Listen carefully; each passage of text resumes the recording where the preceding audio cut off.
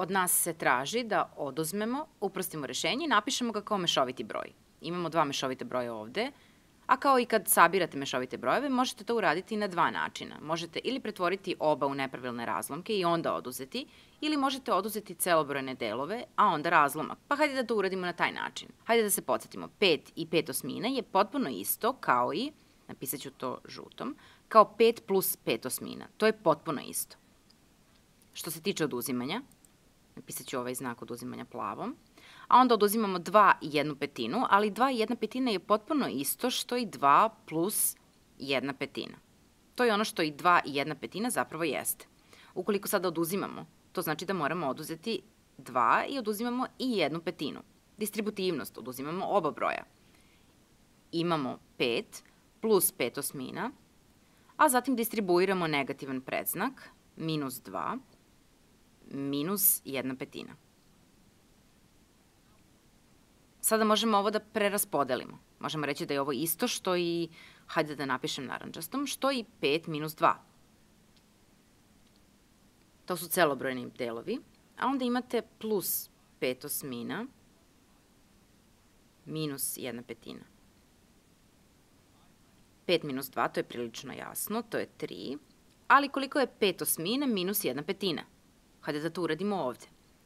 Imamo 5/8 minus 1/5. Kao i kada sabirate razlomke, kada oduzimate razlomke morate imati zajednički imenilac.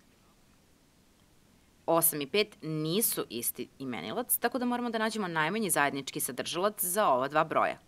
Ukoliko razložimo na činioce broj 8, dobijemo 2 puta 4.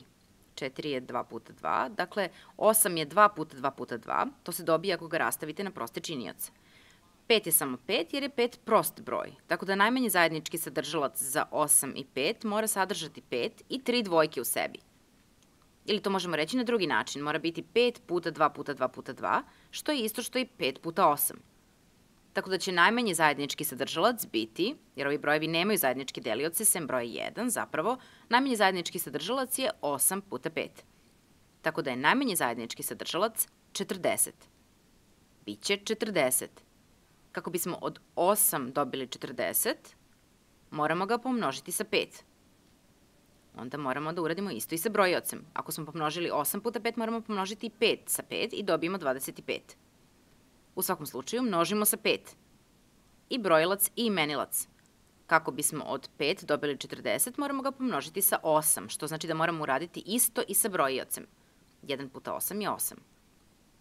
Sada imamo 25 četrdesetina minus 8 četrdesetina, što će biti jednako, imat ćemo 40 kao imenilac. 25 minus 8 je 17. 5/8 minus 1/5, što je isto što i 25 četrdesetina minus 8 četrdesetina je jednako 17 četrdesetina. Ali 17 je prost broj, tako da nema zajedničkih delilaca sa 40, ili bar 40 nije deljivo sa 17. Što znači da se više od ovoga ne može skratiti. Sad ovaj deo, celobrojni deo, je 3, a razlomak je 17 četrdesetina.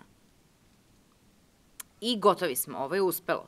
Uspeli smo da rastavimo ovo i da to uradimo prilično jednostavno, jer je u ovoj situaciji deo koji je razlomak, koji smo oduzimali od drugog razlomka, bio manji. Da je bio veći, postalo bi malo komplikovanije. Možda bismo na kraju dobili negativan broj, a već bismo uradili sve ostalo, pa je zato ponekad lakše ići pravo na nepravi razlomak za oba broja, ali u ovom slučaju to je uspelo na ovaj način.